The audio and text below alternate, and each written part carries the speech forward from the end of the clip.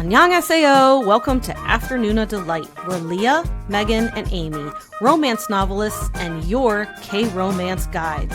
So grab some dekboki and listen to your new favorite unnies. Hi, everyone. Hello, guys. So We're back. I don't know if you can tell, but it's Sarah from Afternoona Asks and Megan from Afternoona Army. And yes, we're here crashing the pod again to do a deep dive on a drama that the Noonas haven't covered and probably aren't going to get around to watching. And it's Castaway Diva. So Megan, it's really great to be on the show with you again. I know. I love it. I had so much fun last time, and I was so excited to do this again. And I think we didn't do this on purpose. Like we didn't start this drama thinking, right, we'll do a deep dive on this together. But and also obviously didn't, establish what our reactions would be. But I think we're establishing this kind of MO now where like Megan is like good cop and I'm like bad cop on a drama. But obviously we will go into this. So obviously I think it makes for a fun pod though, like because some things that you think of something and I don't think something, and we can both kind of agree to disagree or agree to agree.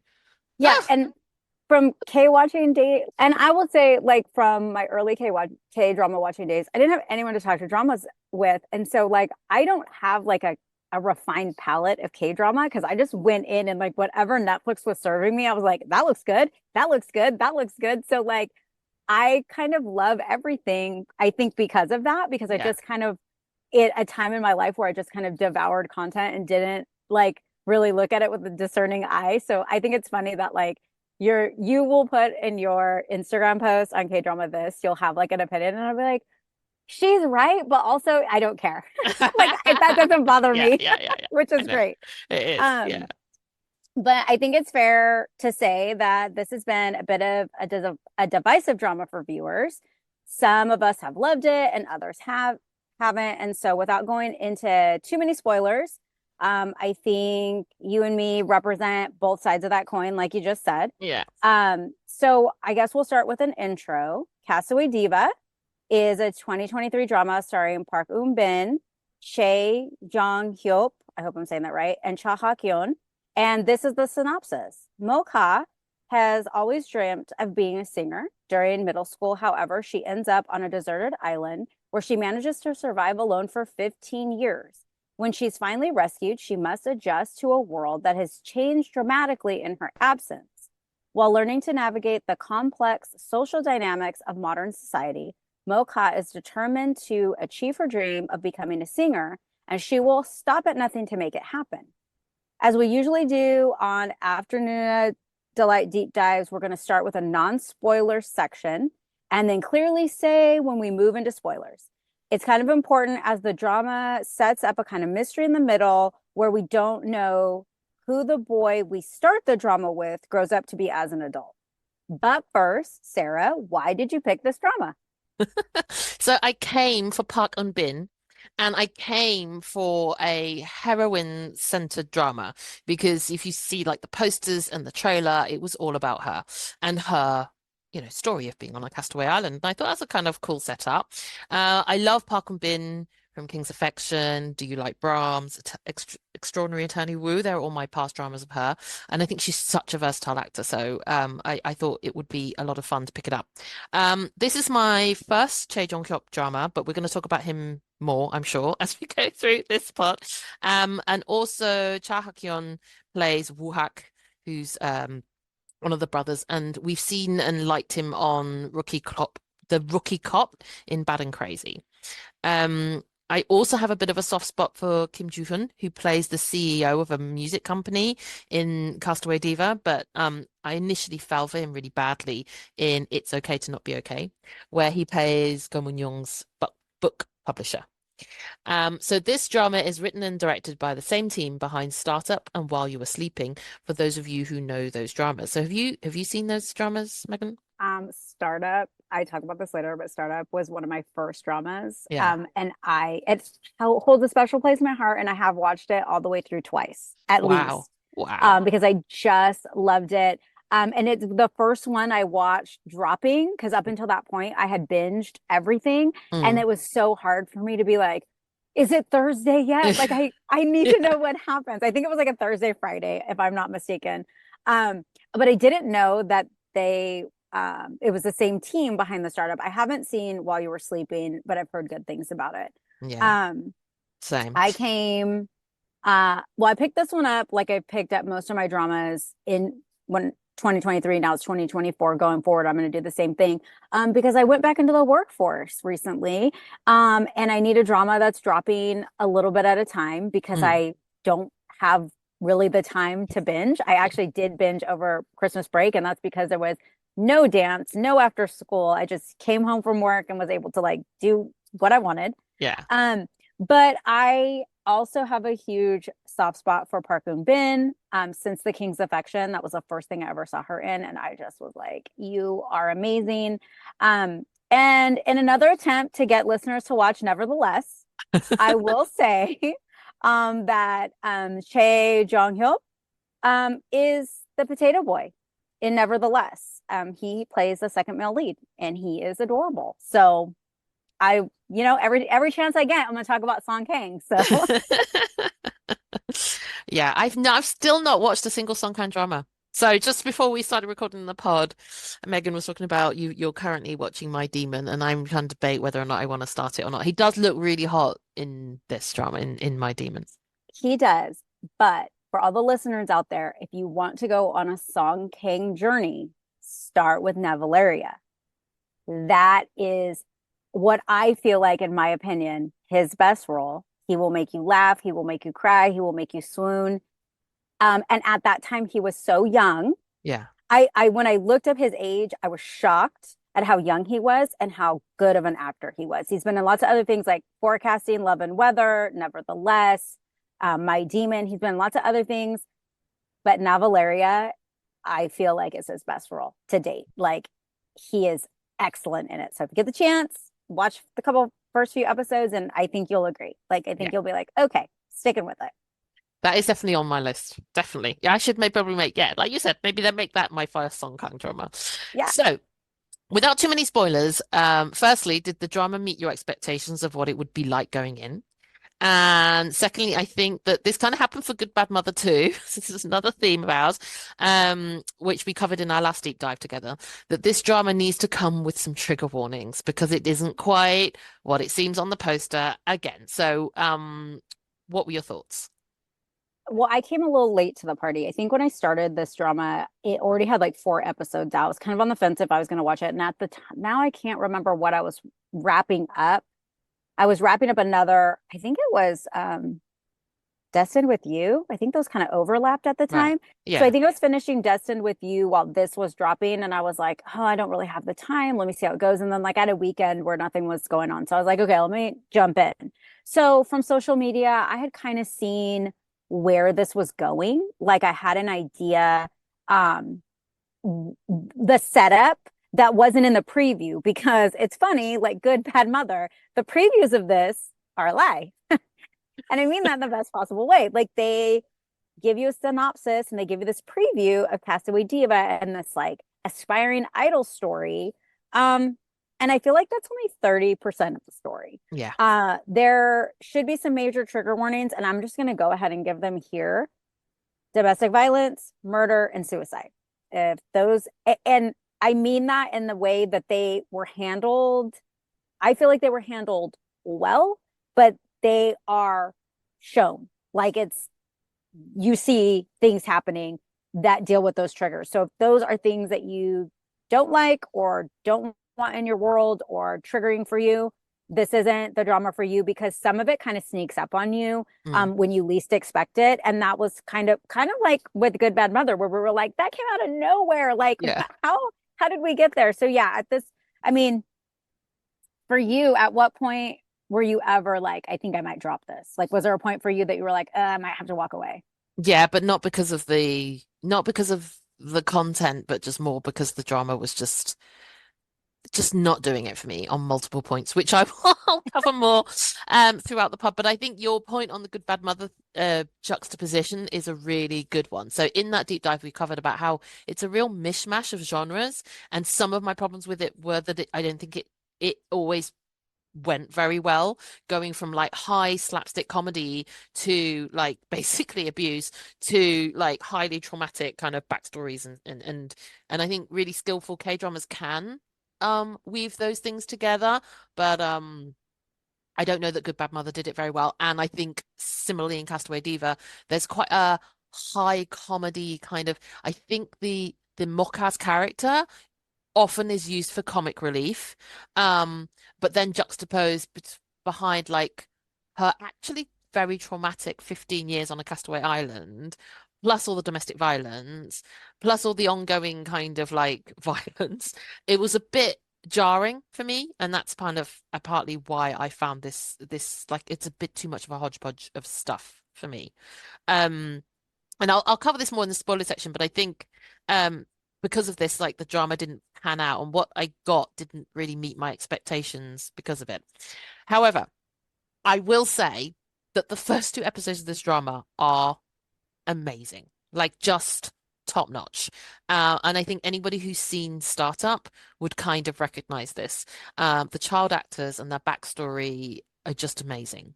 And it's really kudos to the actor who plays Kiho in the first two actors. This is the young actor. So his name is Moon Woo Jin, and he's almost unrecognizable because he's now a more grown-up teenager version of the child actor that actually played a young Kim Soo-hyun in It's Okay to Not Be Okay. So he was amazing in that drama as well. I think he had some really powerful scenes as the child actor, and he's really like he's obviously kept his acting chops and really came out of the park on these last two episodes. And they're so hard hitting, as we've mentioned. There's a lot of domestic violence, and it's not like off-screen domestic violence. It's proper like hard hitting domestic violence. And I feel like sometimes in K-dramas we do get like parental abuse.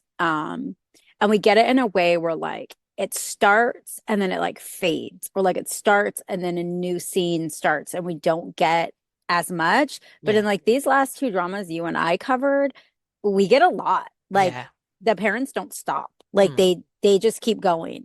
So I agree with you there. And is the child, I mean, he's a teenage actor, but wasn't he also the kid from Secretary Kim? Yeah, you're right. Like, Yeah. Baby. He was. Yeah, he's the little guy that like gets kidnapped by the crazy lady that he tells her he's a spider. Yeah. And the cable ties. And he is almost recognizable. And he was, if you love your heroes to be like just so like hurt inside, like they just have boo-boos, like internal boo-boos. He is the biggest internal boo-boo as a teenager, and I just wanted to hug him and like give him some banana milk. Like I was like, look, you need a mom. Like you need someone to like love you. And you find out later, like he has a mom. But it just like it was so heartbreaking. So I agree with you on those things. And then one other thing I just wanted to add is what's funny to me, and I didn't realize it till now, is that like when you said Mocha had been on the island for 15 years, like she's pretty solid for like not being around humans for 15 years. And like nobody ever addresses. This is part of my problem with this drama. It really is. And it's really imbalanced because we get a lot of Kiho's backstory and we get a lot of his emotional journey and the hurt and the pain that he's gone through. And then the female lead who this drama is meant to be about, we don't at any point really address the fact that she was like going through some pretty, well, I mean, obviously being stuck on a castaway island for 15 years is like pretty crazy. And then, you know, everything she went through to survive, which we're told about in various different like stories and flashbacks. But we're told kind of to move the plot point on, or for her for us to understand as an audience where she's coming from, or for her to explain her motivations for doing a certain thing, but they're not to be addressed like emotionally. Like none of it was okay, let's actually walk through this trauma of this child that has kind of had to grow up alone and is presented very much in the drama as someone who's not fully grown. You know, she's definitely like a child woman. You know, in a similar way that I don't know if you've seen 30 but 17. which is No. it's an early Shin Hae-sun drama. It's brilliant. I love Mhm. it. Not as many people have seen it that should see it. But anyway, like her story, I'm just going slightly tangentially, but her story is that she gets put in a coma at 17 and wakes up when she's 30. And so when she wakes up, she's like a woman child. Yes. And that's a rom-com, but they do a lot better job of kind of exploring what that has felt for her to have basically lost all of those years in her life, but Yeah. emotionally be kind of effectively 17. Yeah. Um, And I feel like too, when I say that the romance was only 30% of this drama, I'm not joking. I don't think it's Like, even 30%. it's like you go in thinking you're getting a rom-com and it's like not really a rom-com. And I No. almost feel like if they would have made, well, his name's Kehoe in the beginning, but if they would have made his story, like if he would have been the focal point and Yeah. they would have said, this is about him losing a first love and da da da da, Yeah, I yeah, would have been yeah. like, okay, makes sense. She's Yes. like a side character Yeah. and she's great, but that's not how it was sold. So like No. again, how do we end up in these dramas where like the preview, it's like nothing like the Nothing drama. like it. No, nothing like. And again, like same thing with Good Bad Mother. Like Good Bad Mother, I think we covered the opening credits of this cute pig running around, and Right. the opening credits for Castaway Diva are like this cute cartoony kind of stop motion kind of animation of her coming off of this island, and you're like, neither of these opening credits are about the drama at all. Like, what are Yeah. you doing? Uh, anyway, but who do you think would enjoy this drama then, Megan? Like all jokes aside, but people that like the Good Bad Mother would like this. I mean, because you have murdery mystery parts, you have True. violence, you have parental abuse, you have a little bit of romance, you have um I mean, kind of like missing memories. I Mm, mean, kind true. of. Yeah, I'll yeah, just allude to that right here, and then we can yeah. talk about it in the spoiler section. I mean, all jokes aside, I mean, it's kind of the same idea. Like, I mean, we should have like beat for beat, like we should have beat for beat on this because they probably would have matched up pretty similarly. Um, but there's like there's just a lot of plot going on while you wait for the romance, and the romance isn't always a good enough payoff. Mm, And I'm saying this as someone who enjoyed it. Like I watched it for what it was and I enjoyed it. But you also get a bunch of dark and heavy subject matter. So you just kind of have to be in a place where you're like, I enjoyed Vincenzo. It was also super dark. I liked Good Bad Mother, but it had some questionable things. I feel like that's kind of, if you like those dramas, you'll also like this drama, and it would be one that you would watch because Park Eun Bin is amazing, or because, and I'll get to this later, there is a mature female character that has some really great growth and mm. it's fun to watch. So those that would be a Those kind fan. of things. Yeah. Yeah. Um, I think for me, there's a really good squad. I think the family of the boys, especially, are amazing, with possibly one of the best K-drama dads ever. Loved him. I think as I've already said, this writer is really excellent at the backstories of her male leads. And in Kehoe, we have one of the most green flag heroes ever written. He just, I mean, he's just so good, isn't he? He really, like, he's just so caring and thoughtful, and despite everything he's going through himself, like he puts it all out there for her. And if you guys saw Startup and you fell in love with Good Boy the way that I did, I'm Team Good Boy, then you know what I mean. I also think it was fun to see Park and Bin perform and sing.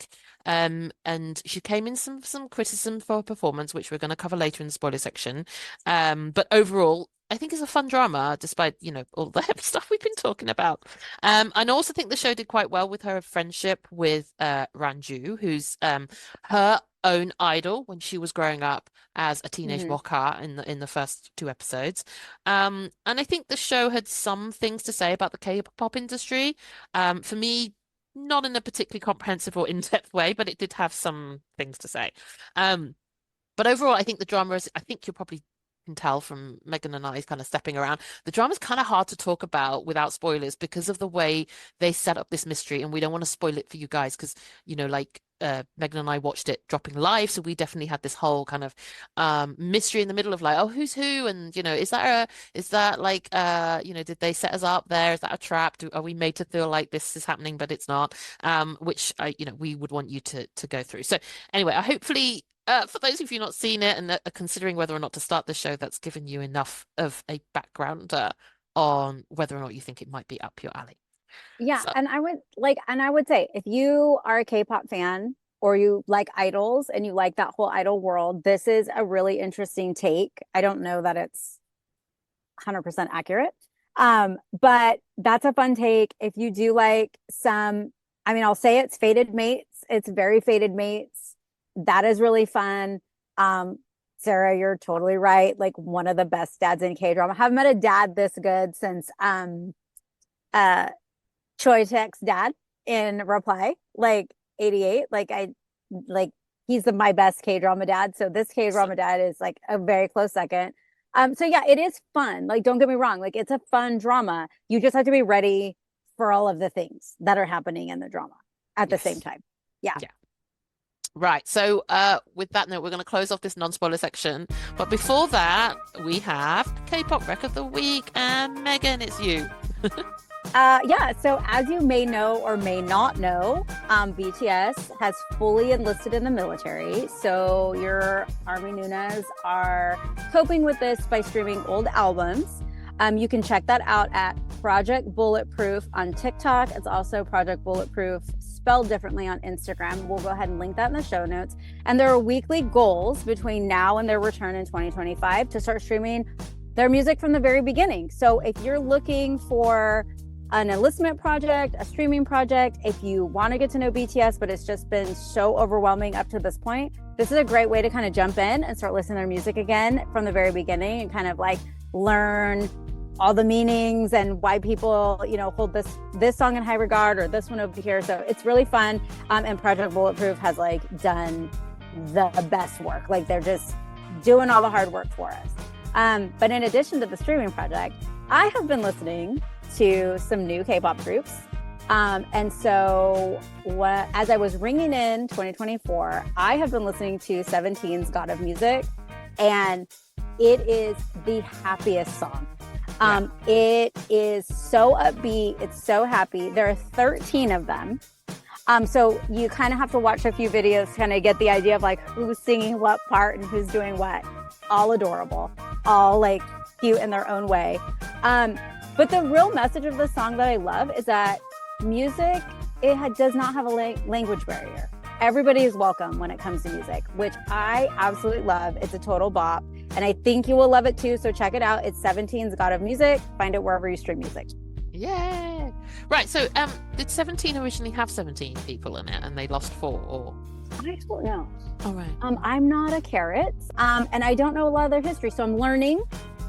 So if any listener out there is a carrot or a fan of 17, go ahead and send me a DM over at the Afternoona Army Instagram account. Cause their music is happy. Like they make just, they have some, real thirst trappy songs, which are great. But this one just really caught me at a time where like, I just wanted to bop along to this song. It is so much fun. So I can't get enough of it. Yay. Great.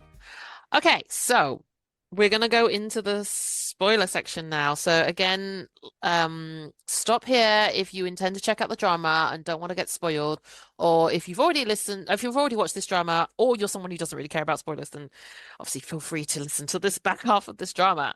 So, Megan, you wanted to cover a point you've put in caps in the script. Yes. So I just thought we should talk for a minute or 5 about the major plot point of this drama was not love or romance. It was domestic violence and family laws in Korea.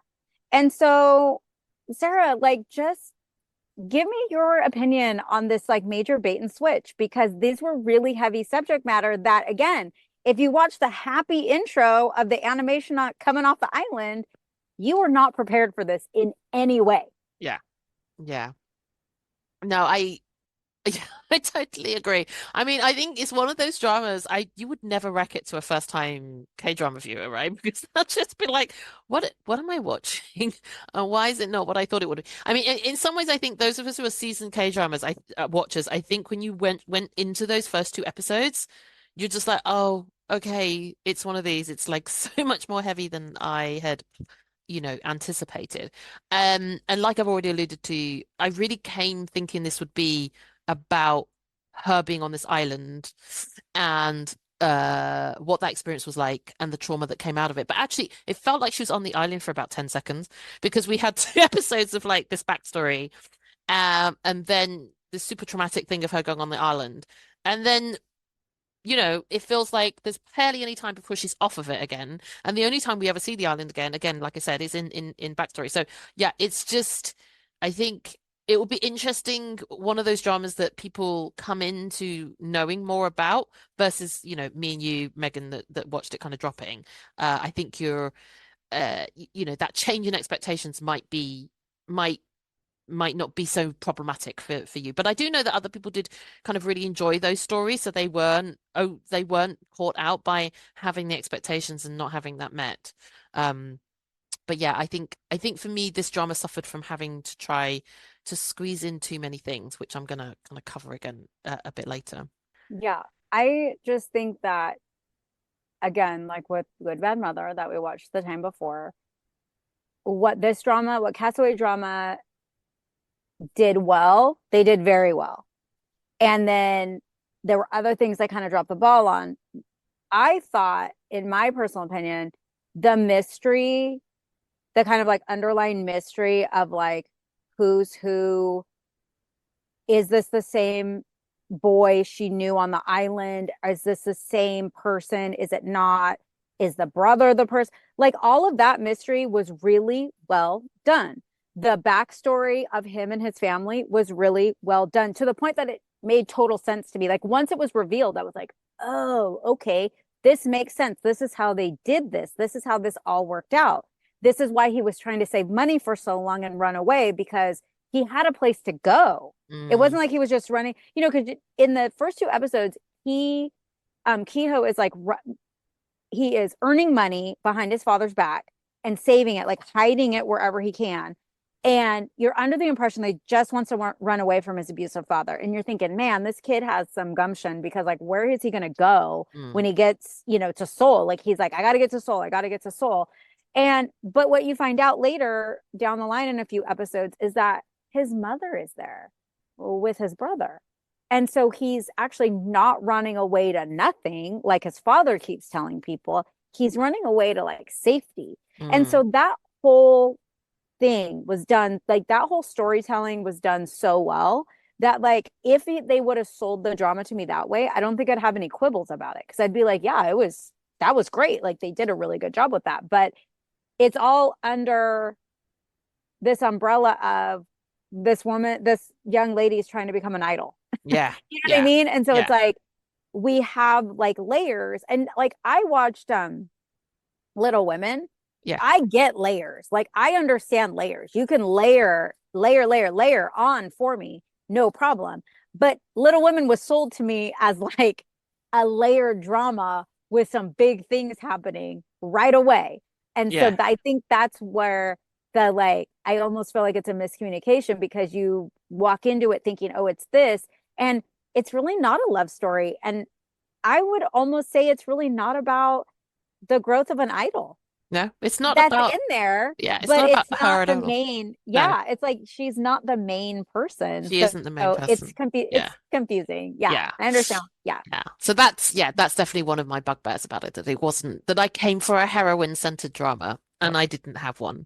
I had yeah, we got a mishmash of a load of other stuff anyway. But one of those things that we did get was a love triangle.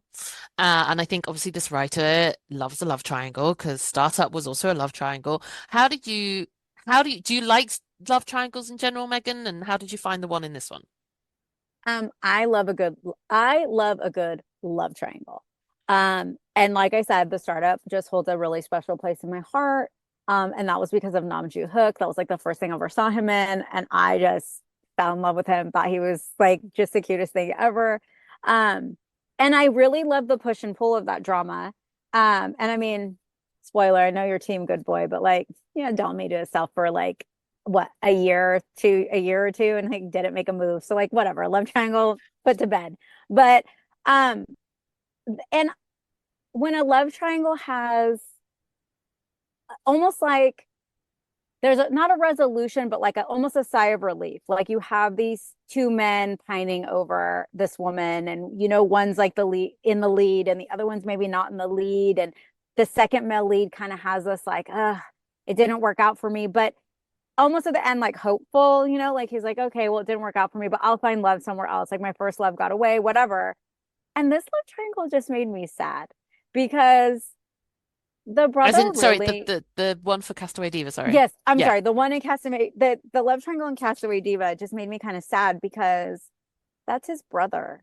See, he cannot get away from. I mean, first of all, he really did believe that he was her first love because He thought he was Kehoe. spoiler, he thought he was Kehoe. Spoiler, he had amnesia, which was like such an like nobody talked about the amnesia plot until like halfway through, and they're like, yeah, he doesn't remember anything. And I was like, wait, what? What do you mean he doesn't?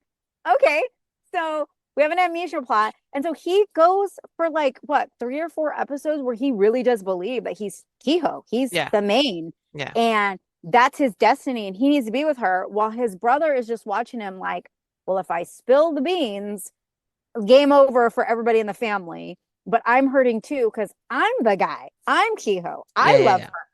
I charted boats to go clean up islands, hoping I would find her, right? Because that's what he did for years. Which is such an underrated part of his character. Like, can I just say that, like, when that reveal of him, like one of his friends says, yeah, like, why don't we go and clean up islands anymore? And he realizes because he found her. Like, he'd been doing this for years. He'd been like hiring a boat to go out to these remote islands off the coast of Korea to do beach cleanup, in quotes, but really he was just looking for her. Yeah. And then when he finds her, they don't do them anymore. No. And you're like, oh, because that's his first love. So this love triangle was great, and it had a lot of push and pull, but in the end, it's kind of sad because the brother will have to watch his first love be with his brother, like, with Bogle. Is that Bogle? Is that his name? Yeah, it's Kehoe, but it's his like new name was Bogle. So like I loved it, but then it just made me sad because there were a couple times at the end where he just realizes, like, I'm not the guy. She loves my brother. I'm not Kehoe. I never was Kehoe. Like, I don't ever hold a special place in her heart. She likes me, and we're friends, and we're almost family, but I'm not the guy. And he was such a cute character. He was a good character. He's very good-hearted. And so that part just made me sad. Not to say Good Boy wasn't a good guy, but he like missed his chance, I feel like. So I don't have any sympathy for him. Hot take.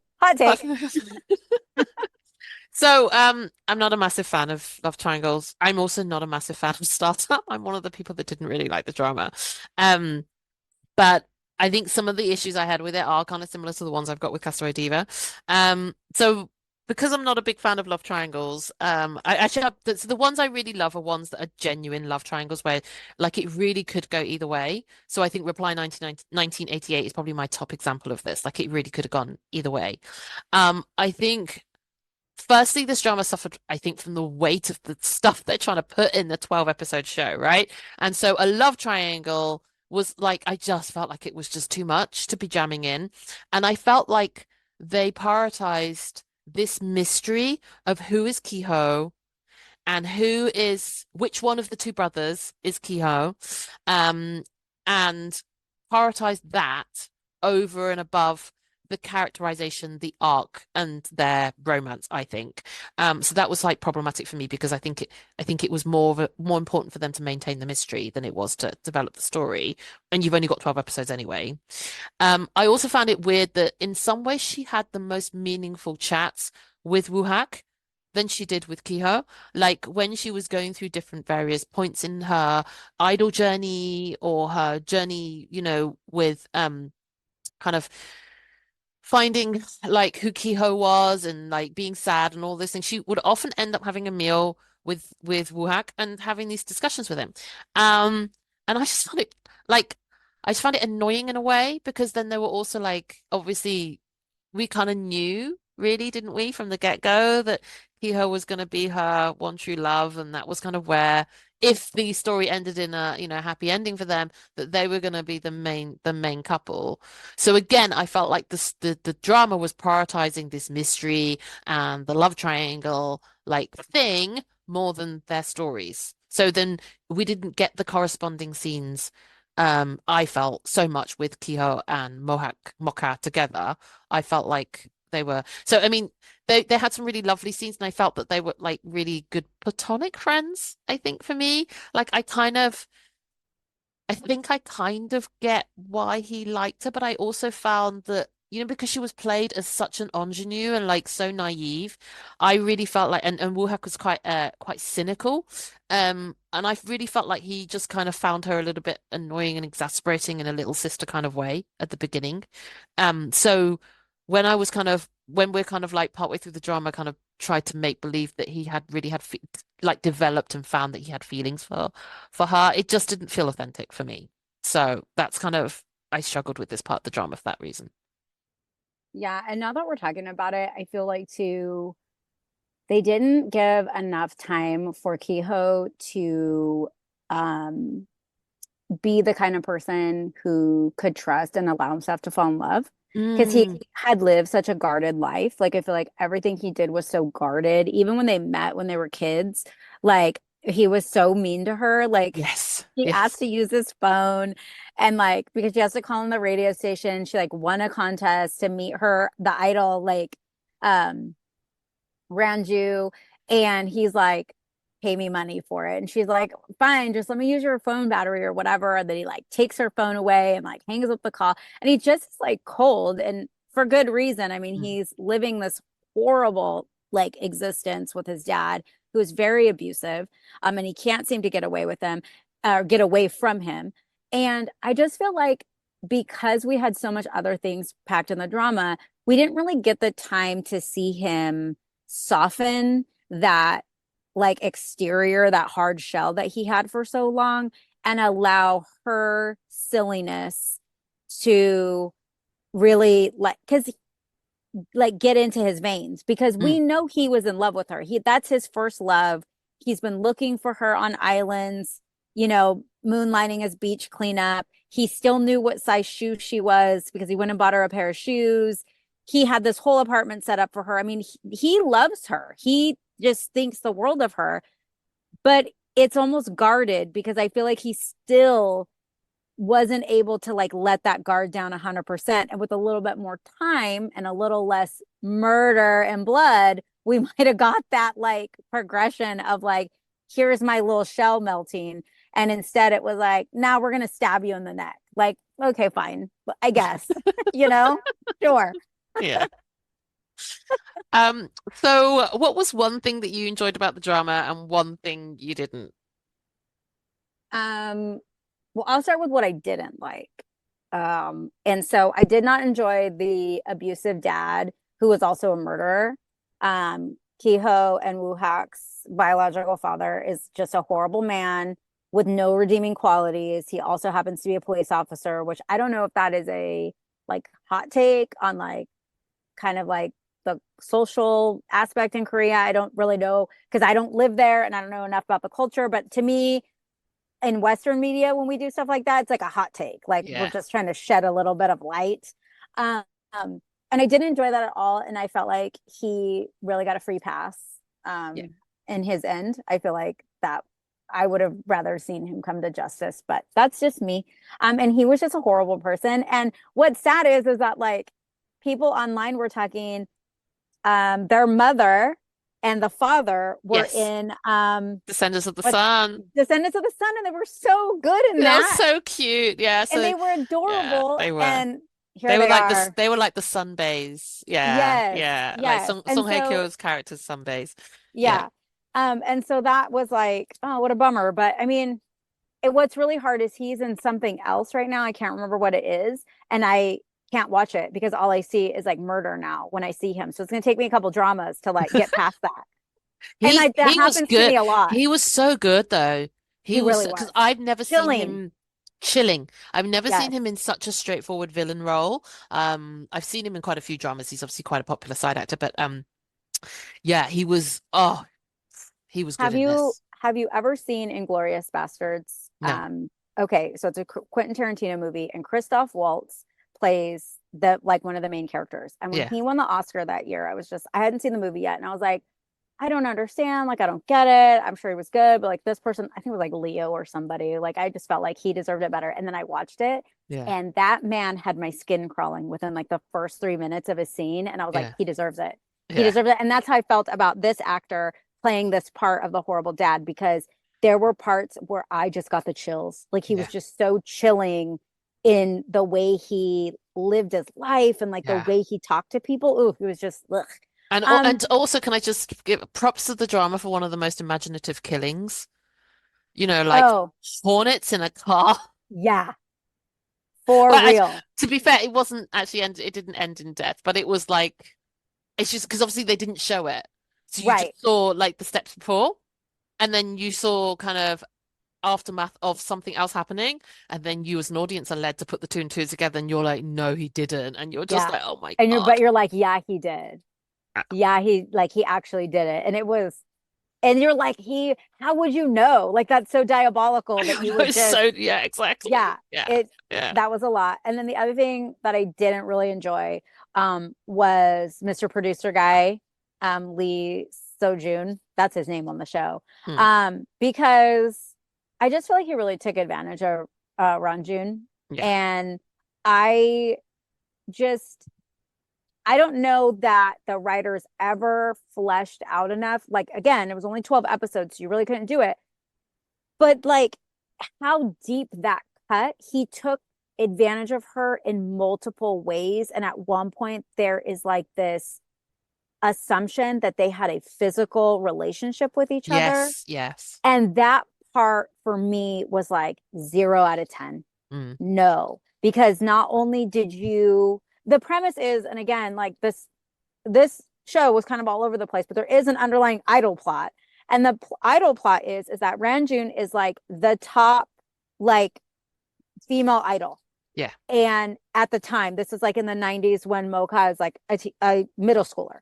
And she is just churning out hits, and everybody wants her on their show, and like, deal after deal after deal. And he says, don't re-sign with your group, like don't sign with your producer.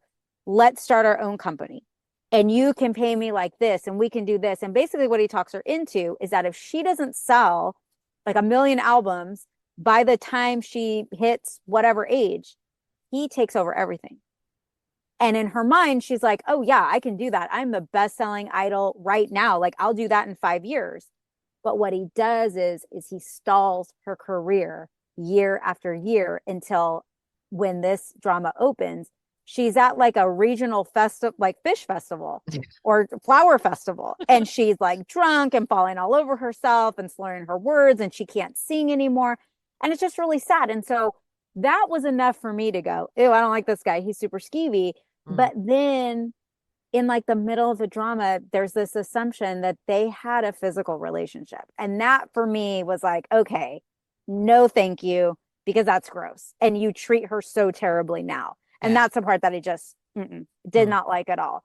But besides what I did like, besides the fated mate story, was Yoon Ranju, because I love an older, quote unquote older, she's younger than me, but a mature hero, any day of the week in a K-drama. I think it's really interesting how they, in K-drama writers, when I say they, I mean K-drama writers, write older women in society in Korea, and how women are aging out of things like idol, whether they're actors or they're idols or whatever field they're in. I just always find that that's a really interesting take. Now, did she make some horrible decisions? Sure. But she had a pretty steady arc. And as we found, she found herself and she found her music again. And I just feel like she was a hot mess. and she cleaned up a little bit, but she's still kind of hot mess at the end. And I really enjoyed that. So I really enjoyed her character. I enjoyed her arc. I enjoyed her backstory. And I just thought it was really fun to see that age and kind of like having to like reestablish yourself and redefine yourself. And I think that's important for like all women to see at some time in their life, you know? Yeah. Yeah. Um, so I love that I wrote this question and said one thing, and then I've listed like a gazillion things. So I'm gonna totally break my rule of my question. So I've covered, I think, what I liked about this drama, which is the backstory and Kehoe specifically. But I think my many, many problems with this drama.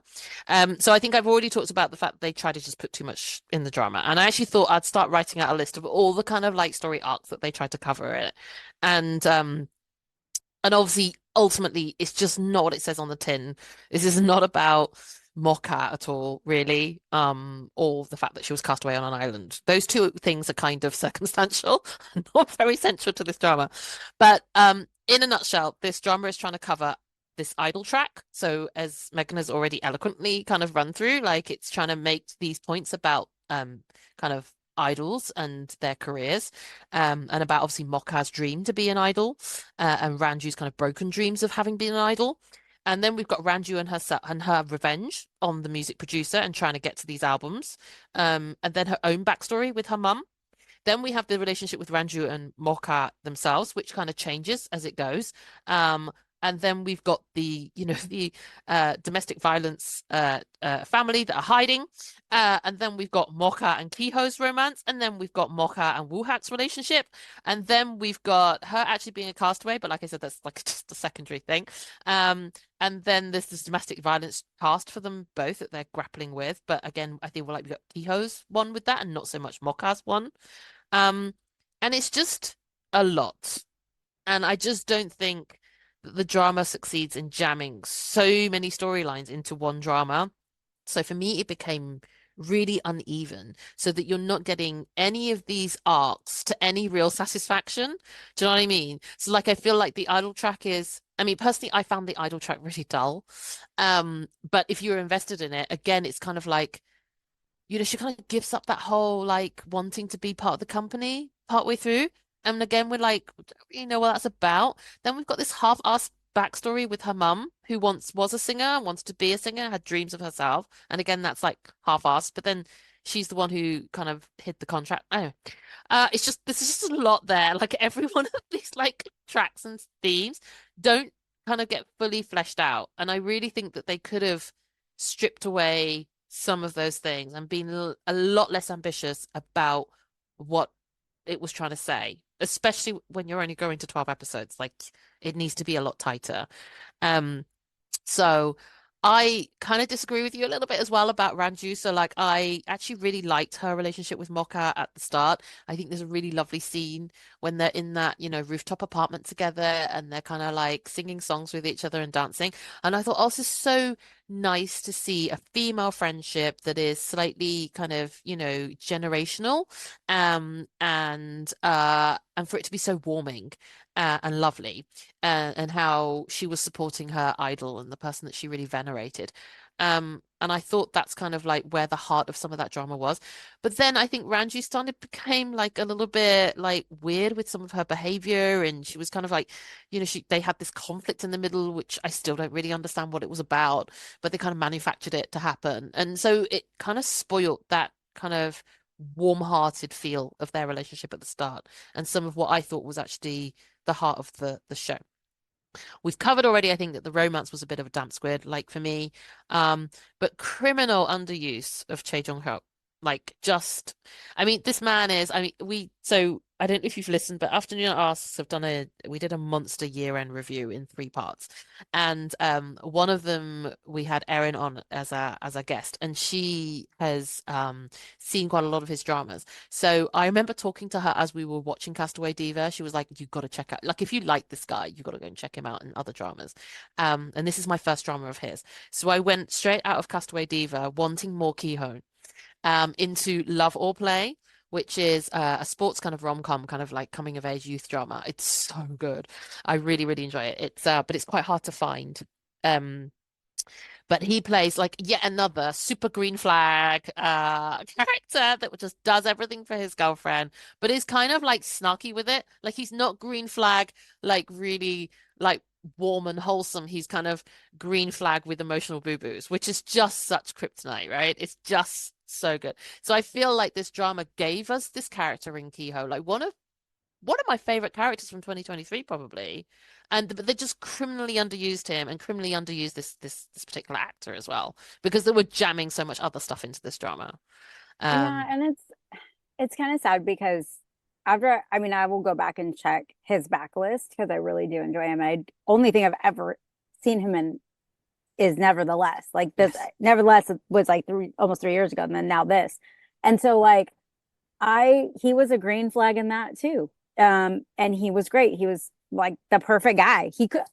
They called him Potato Boy because, and like it's not really a spoiler. He owns like opened his own restaurant, I think is how it goes. And so he cooks and he is on the bus and he runs into Nabi, who is the female lead, and they knew each other in like middle school. And they're like, "Oh my gosh, how have you been? I'm great. How are you? Blah, blah, blah. What are you up to?" Like all this stuff. And then he goes to get up, and because he's so flustered by her, when he stands up, all the potatoes in his bag just tumble like all over Right. the bus. And so then they're like picking him up. And so he's trying to carry them all, like I'm moving my arms all over the place, trying to carry him all different ways, like has them in his pockets, like trying to shove him in his shirt. And it's like the cutest thing. And so, yeah, he's a very green flag. And again, I wish this drama was about him. Mm. If this drama would have just been centered around him, it would have been a great drama. It would have been a great family back and forth. I had a rough start at life and now I'm, having an arc drama. It would have been great. And you're right. All of those things you listed, none of them had closure. Not really. Yeah. Not a single thing in this drama, except for the murderous dad. Yes. The only thing that has closure, and the good dad, like dad of the year, their adopted father, which we didn't even talk about, which I think is and again, I don't know anything about living in Korea. I don't know their laws. Like, I'm just going from what I saw. But he's like breaking the law here. Yes. The mom goes and says, "I want to change my name so that my husband can never find me." And he's like, "Oh, are you a widow?" And she's like, "No, but I just don't want this name. I want to change it for me and my sons." And she's basically told, "No, it's against the law. You can't do You that. Yeah. cannot change your name unless you're divorced. And even then, it's like a process. And unless your, husband's dead." And so she's like, "Great." And he notices that she's limping and she's very feeble, not feeble, but like meek. Like she's just very passive. And so he runs after her and he's like, "I don't know what's going on, but let me help you." Like immediately he just knows that she needs help. And they have a marriage of convenience. He finds records of people that have gone missing.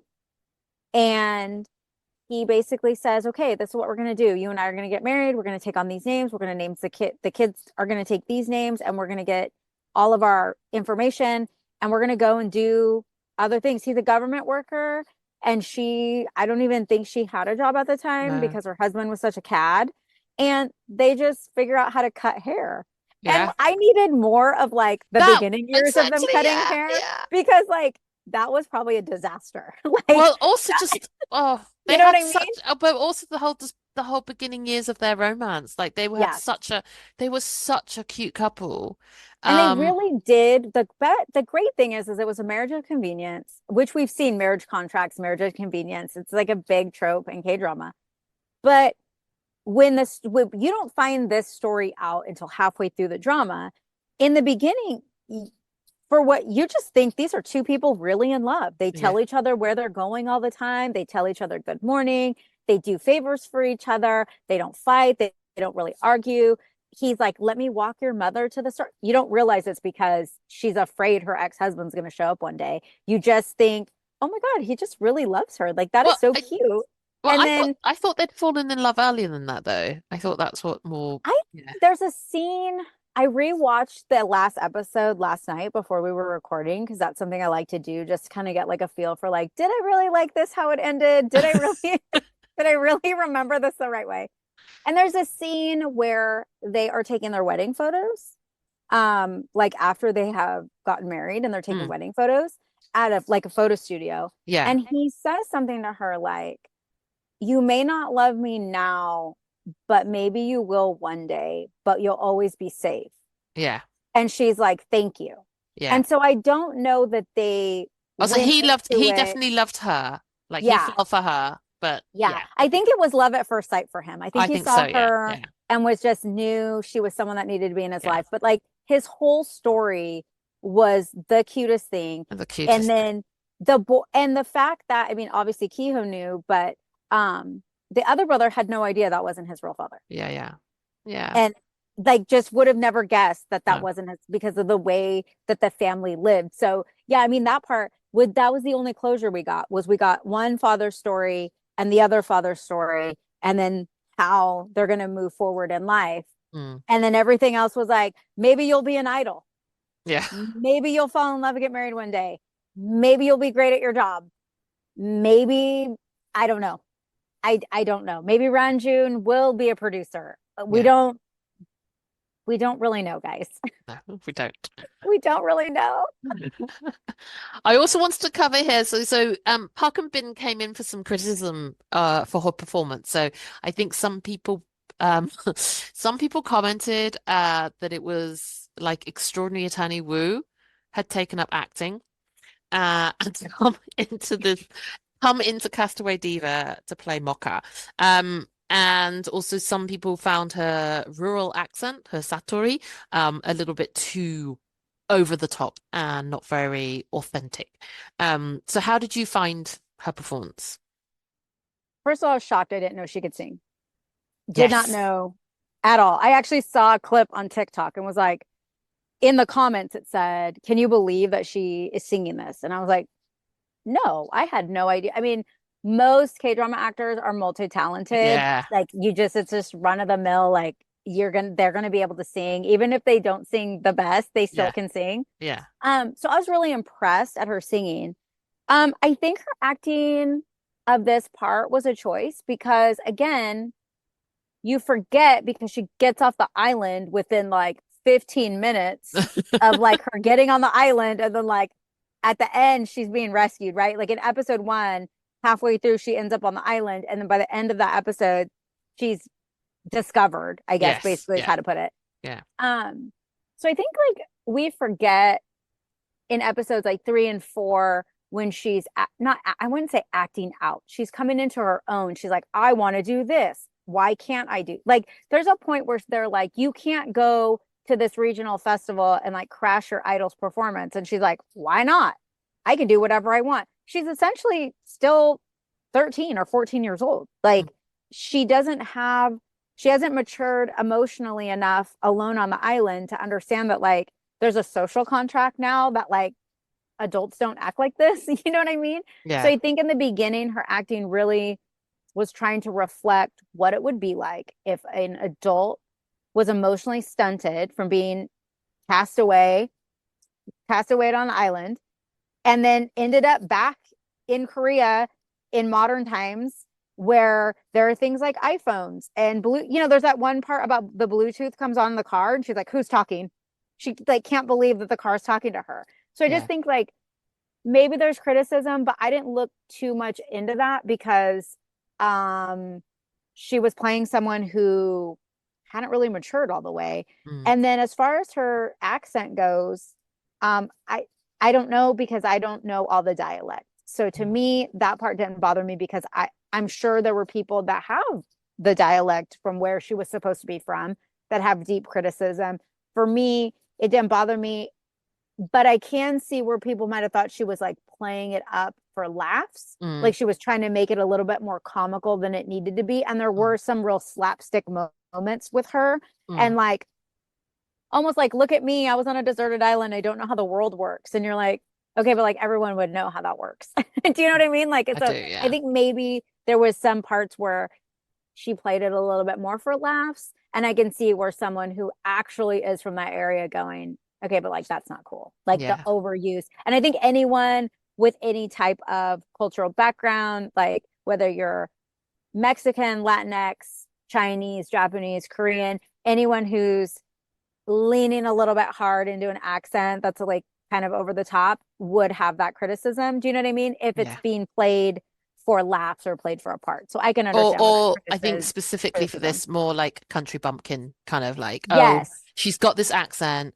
because we're trying to tell you that she's a little bit simple and and it's a bit lazy. I mean, I think I understood where this criticism came from. I don't think it's her best role.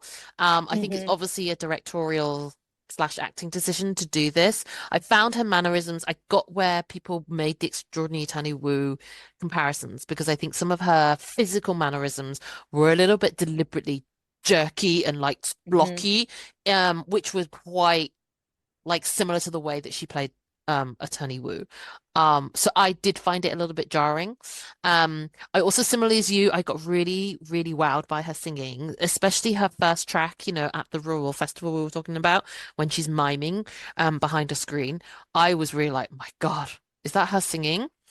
But I think that's her best track. And then some of the other tracks that she sang, I think it exposed a little bit, like her voice is not actually that of an idol. And Hmm. so because I wasn't enjoying the dramas very much by this point, I did, it kept taking me out of it more because I'd sit there going like, but really, like she doesn't actually sound that great. So people wouldn't really be going so mad for her voice the way that this drama is trying to sell us. So I felt like I couldn't really kind of like another reason why I couldn't get into this idol track because I kept getting taken out of it by thinking like, yeah, but not really, right? Um, Yeah, and I agree with that. And I think that she has been so impressive in other roles.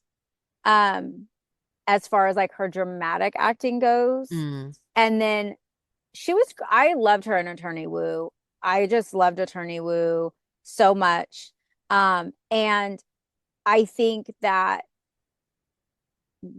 coming off of Attorney Woo and then going into a part like this, there were a lot of similarities that you could see. I think if there was like maybe something smack dab in the middle, even like a movie or like another role, maybe the comparison wouldn't have been so close. Because you're right, there were a couple like she had this walk. yes. When you were talking, that's what it reminded me of. She had this walk. She was a very aggressive walker. So wherever she was walking to, it's like her whole body went into this walk, like her arms, her head, her legs, like everything was just like, it's like she almost, you know what? If I think about it hard enough, maybe the producers were like, you need to pretend like you're still walking in sand because you don't have your like regular city legs yet. And so that's why it looked like she was marching Ah, everywhere yes, she went. interesting point. Yeah, yeah, You know yeah. what I mean? But like Yeah, they don't tell us that. But like maybe because when you look, if you think about her walk, it did look like she was just like marching wherever she went. Like it was so yeah, aggressive. So yeah. I don't know. Maybe. Yeah, she just I don't know. And like I don't know that she was ever gonna be an idol, to be honest. I just don't know that she fit the bill of idol. I think they were gonna try and she had a good shtick, right? Everyone loves the story. Everyone loves like the underdog. I was on a deserted island for 15 years and now I'm gonna go and sing and live my dream. Yeah, Couple albums probably. I could see a yeah. couple albums, couple singles, a brand deal, Yeah. I and then also found like so this will be interesting, from your army perspective, your K-pop kind of perspective, but like I found the styling of her really odd. When they yeah. actually did get her into like mega stardom, like I found it really cheesy and really glitzy and sparkly and not at all like Korean is so trendy and so stylish and so like on the point in terms of like the latest trends and fashions. Hmm. And she just looked like she'd been styled as, I don't know, like a beauty pageant queen Yes. from the Well, because 90s. her counterpart is Mo Ray, who we didn't Yeah. even talk about. Mo Ray is an Yeah. idol. She is basically Mocha's competition, but like not really. They're just two totally different people. But of Yeah. course, the company's pitting them against each other. Think like Christina and Britney in the 90s, like, or like not even Well, Christina and Britney, Jessica Simpson and Britney. well, it's Like, because she had well the conceit is that Mocha should have had her career right. had she not ended up on an Had she not island. ended So up on the actually island. actually she kind of stole her destiny. Right. Yeah. Which is okay, fine. But what I will say is that Mo Ray is styled like the idols you see now. She's wearing Yes. like black and like little tiny tops and strappy things and earrings and the big, makeup and the eyeliner and the whole thing. She looks great. Like she looks like an idol. I love it. But I wonder if the idea was that they were going to dress Mocha like a country bumpkin. Well, Because she did have this hippie look, but yeah, she had a very but it's specifically for the shows. They just went like OTT beauty pageant, like for me.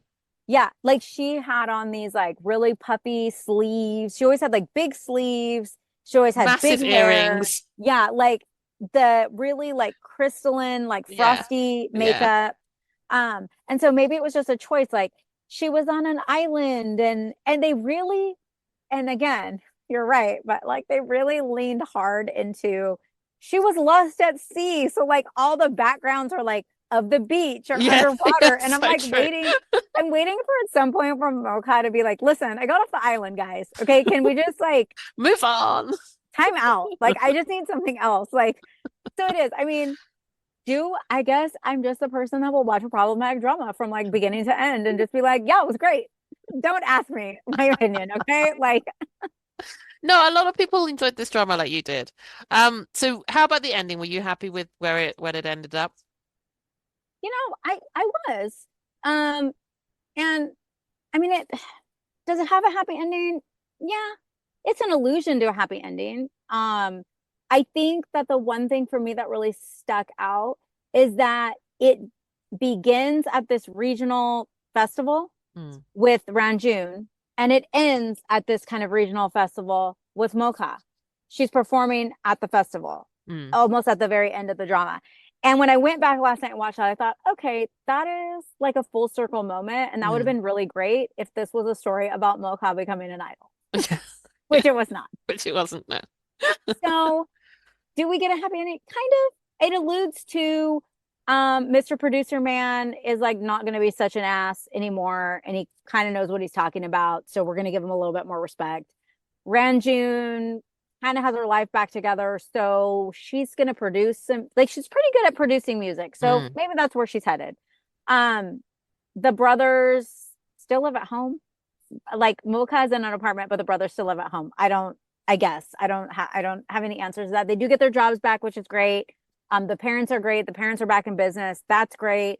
They're all having a family dinner together with Mocha. That's great because like it alludes to happy ending for the two leads in a rom-com that wasn't a rom-com. So with that, I'm happy with it. Yeah. Are there things to nitpick? Yes. Sarah, when are we going to watch a perfect drama? Do you want to go watch? You know what? Go watch Novelaria. Okay, perfect drama. I promise. I know you can't trust my opinion on anything, but like I promise you, you're going to love it. That's not true. I do trust your opinion. I mean, like I said, I think I like that we cover this full spectrum for this drama. I think it was a divisive one. I think for me, I think I've already covered this, but I wanted more from the romance. I always want more from the romance, but I felt like the penultimate episode was more romantic. Like the kiss they shared at the rooftop was really nice, and it made me feel like, oh, we're gonna finally get some romance payback. But that turned out to be the highest point that romance got to, right? Because they did not even kiss in the final episode. They didn't. They just sat side by side and they smiled at each other, and that's where we left that track. It was like I was just like, what are you like? Give me some payback, God damn it. Well, Sarah, you can't have kissing. You can't have romantic kissing when your dad gets stabbed in the neck. When your new dad gets stabbed in the neck in the street, and then your old dad unalives himself. Like what more? Spoiler, but like that's what happens, and it's so wild because it's the last episode. And yes, they're trying to wrap everything up with a bow, but like you said, we could have just had this romantic K-drama ending. Look how everything's turning out. Flash forward 2 years later. Maybe they should have gone for everything and just had a wedding at the end. What are we waiting for? Like they pushed everything else in this drama. Why didn't we get a wedding? So true. It's not like they didn't know each other well by then. And yeah, like I said, I was bored by the idol track story, and I also felt like the CEO really got away with being a dick. Like way too, like he did not have I think the show wanted to give him a redemptive arc, but again, because they jammed so much into this drama, they didn't actually manage to fully give him one. So I didn't really feel like he deserved to be where the drama ended up at the end of the day. Like he's still the Yeah, CEO, and he doesn't like he's just been a dick. Like he's been yeah, really he was. like close And to abusive, at the yeah, beginning of and the once drama. they, like I said before, once they revealed that they probably I mean, they alluded to it, so I'm just assuming that they had a romantic interest in each other or they were romantic with each other. I just was like, gross. You're Mm, gross. And mm. you really took advantage of someone who I'm not going to say that she was um vulnerable, but But like she really trusted you. there's a power Yeah. imbalance, right? Yeah, she Yeah. really Producer, trusted artist, you. yeah. Mm-hmm.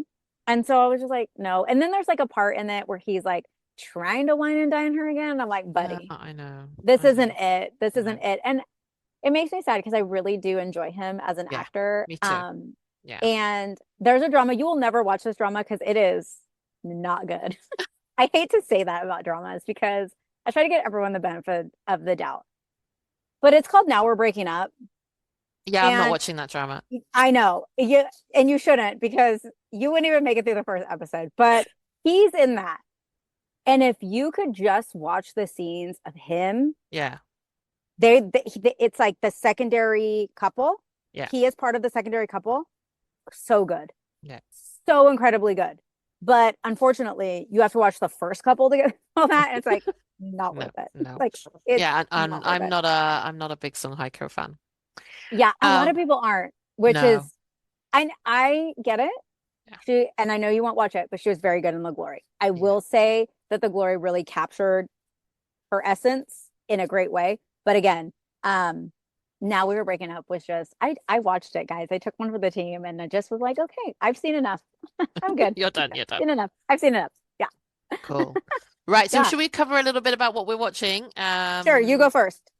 Well, I've literally just now, we're recording on the 5th of January, and I've just wrapped because I binged it in my daytime hour. It's daytime K-drama watching always feels like a treat.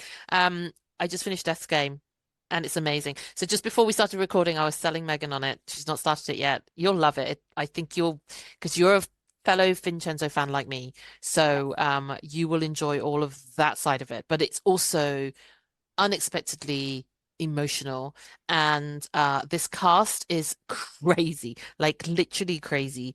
Everybody and their mother is in this drama, and I it really attracted me to the drama, Mhm. but they don't just come for like cameos. They actually Oh, really good. bring their A game. So you have, like, we spoken again just before we recorded about how much we both love Yoo In-soo.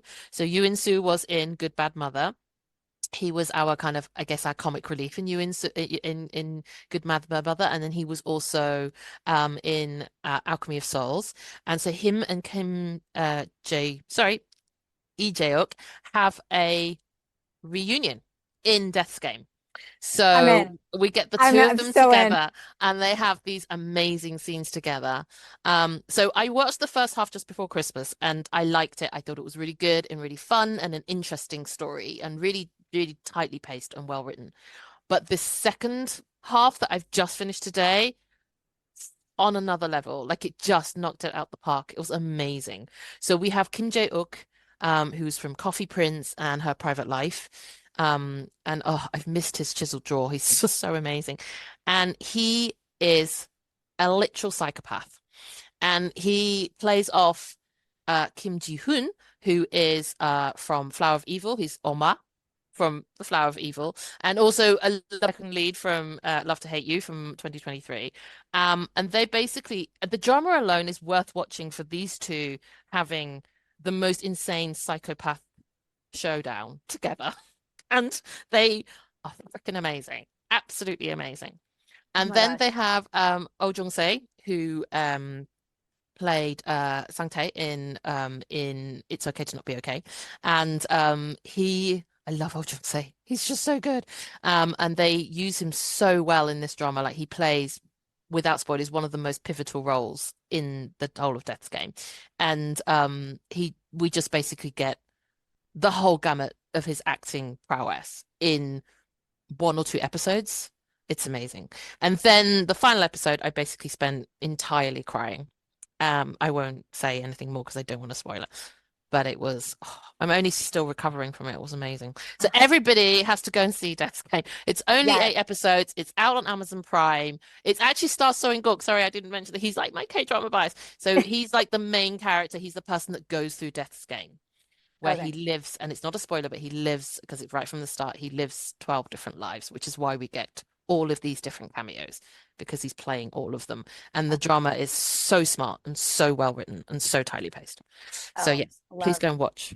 yeah. I'm watching My Demon as it Yes. should come to a surprise to 0 people. And I love it because it's just off the rails. It's like what can I say? You just kind of have to let go with the reality. It's like just unreal. It's basically he's a demon from like the beginning of time, and he goes and he's like the devil, and you make deals with the devil, and he makes deals with all these people, and that's how he gets like his energy and his power. And then as the events would have it, he has a meet cute. He rents out a restaurant that the main lead mistakenly goes to thinking she's on a blind date, and she mistakes him for the blind date, and they do not get along at all. And then later he does like this goblin walk where she is almost murdered. And when he goes to save her, things happen, and he transfers his demon energy tattoo onto her. And now he's got to get it back. And it is off the rails. It's fun. It's sexy. It's like got a little bit of family drama. It's got a little bit of murder. It's got some mystery. And then it's just got Song Kang wearing like, designer clothes. And it's everything I want in a drama, guys. Like it's love, it's fun, it's maybe mystery, it's funny. So yeah, like if you like stuff like that, it's a lot of fun. And that's what I'm watching right now. But I'm probably gonna have to start Death's Game. Yeah. Yeah. I'm probably gonna have to start that. And there's a lot of new things dropping, and I like to watch as they drop. Like I like to watch dramas as they drop. And what's the one with Park Eun. Park Eun? Yeah, that Yes. is good. You should start that too. So that's Marry My Husband. Yes, Marry My Husband. That's on my list. That's also on Amazon Prime, and also stars Na In Woo. Have you watched Perfect Marriage Revenge?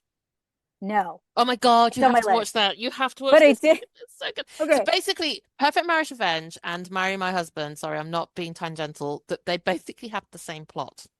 Oh, okay. Plot setup.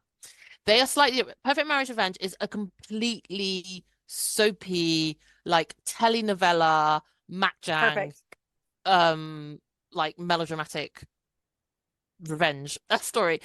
Part Marry My Husband is not Makjang. It's still comedy, but it's a little bit darker.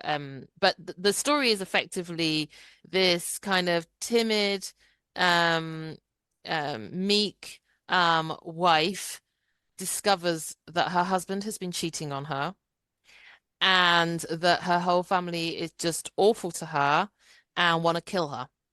And instead of dying, they time travel back through means to an earlier part of their life to get revenge on the family and the husband and the person that they cheated with.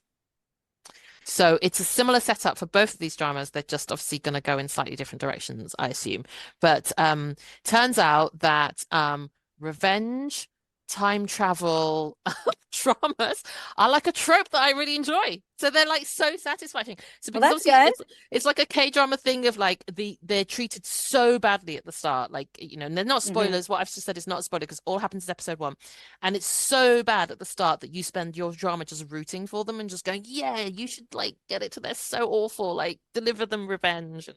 And but it's done really, really well. And Na In Woo, who was our sad cousin in Mr. Queen, is always like eye candy, worth watching. And he plays a CEO, and he's not quite what he seems, so we're all trying to work out what his thing is, but he looks super hot in glasses and perfect and plays a chaebol. So yeah, check that out too.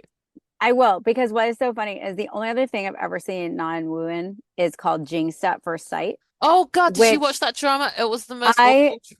it really was. Okay, it's so funny that you say that because I struggled, but I just had to get through it. I I just don't had to get even through it. I don't even know why I kept watching it because like it's one of those dramas. It has one of the best K-drama starts ever. Like the It does. first episode Hmm. is amazing, and I remember starting it thinking like, "Oh my God, this could be a great drama. I'm so in." And then it just never it's like they switched out writers or something. It's so funny because we watch these dramas. Like, how do we end up watching these dramas that were like, I watched this drama and he was in it. It wasn't great, but I watched the whole thing. I Like, watched the whole thing. I I think watched the I'm whole like, thing too. Yeah. it's because I'm like that with books too. If I read a book that I'm just not really enjoying, I'll finish it just because Ah, I'm not a do not finish person. It's very ah. rare that I start something and if I sometimes it takes me a year to go back to. I will go back to it, but like sometimes, especially with K drama, I feel really guilty sometimes with K drama because like especially if it's one that's dropping, I'm like I really want these like I want the actors to know that like they did a really good job. Like I still love them. I just need them to know that like I'm not giving up on them. I am, but like I'm not giving up on you, but I am. I know it's terrible. Doesn't make any No, sense, but I no. think it's funny that we watch a lot of the same like we've seen a lot of the same ones where we're like, we don't even talk about them. We don't No, correct them. yeah, We don't like, there's no, yeah, yeah. That was probably my worst drama of 2022 by quite a margin. eh, Like I said, I still not don't know mine, why. not mine because I watch Why Are We Breaking Up? So it was not mine. That was worse than Jinxed at first, really. Oh my gosh. And the other one I watched this year that I will tell you, hard to watch, but it ended up being really good was Bora Deborah. I don't know if you've heard of Oh it. yeah, I watched that. I watched it. True I to Love. love that.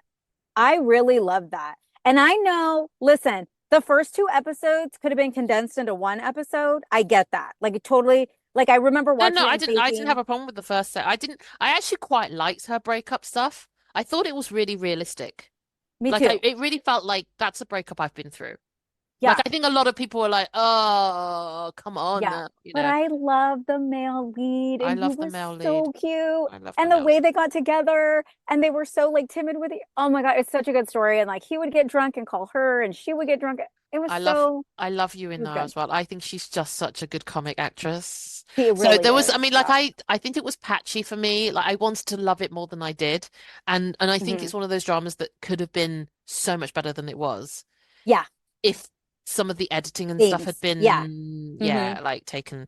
Yeah. But yeah, I watched that and then I had watched Love to Hate You, which Love to Hate You is like one of my top. I love Love Love to to Hate Hate You, You. so good. I don't know why the So Noonas good. haven't covered Love to Hate You yet. I They think they're really need going to to do. because they fell in love with Tall You. Oh, Uteo.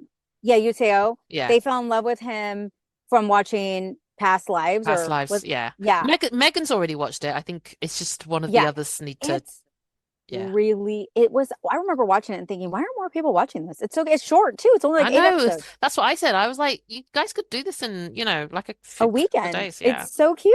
Yeah, it's Yeah, really it was cute. really good. Yeah. That lead cracked me up forever. But Oh, he's anyway, great. okay, I Yeah, guess we that's so should do good. our goodbyes. Yes. Okay. Right. So thanks, Megan, for a really fun chat on Castaway Diva. Thank you, Sarah, for always watching these dramas with me. We see them to the end. We We do. absolutely see them to the end. I'm hoping that we find one that we both love equally and we're able to cover it. And so we're not at odds, but I just love being at odds with you. I love Yeah. reading your stuff on Instagram and I love just going into your comments and being like, well, I actually like that. I think I quite like it. I think this Yeah. is like the MO track of like Megan and Sarah kind of Yes. like politely disagreeing on a drama, but we're representing people like in their taste, so it's all good. So hopefully, yeah, we'll be back to cover another deep dive. We don't know yet what, but have a great 2024 of K-dramas, Yes. everybody. And we will speak to you soon. Yes. Bye. Annyeong. Bye. Annyeong. Annyeong. Kamsahamnida. Thank you for listening to Afternoona Delight. Where can you find us outside the pod? Head on over to afternoonadelight.com. That's AFTERNOONADELIGHT.com. You'll find links to all our social media, our book recs, K-pop and K-skincare recs, and if you want even more Afternoona Delight, because really who doesn't, you can join our Patreon where you can choose the patron level that's right for you. Join in daily K-drama conversations, listen to bonus podcast episodes just for patrons, and participate in our monthly live K-drama support group via Zoom. We can't wait for you to be a part of the community. Until next time, annyeong!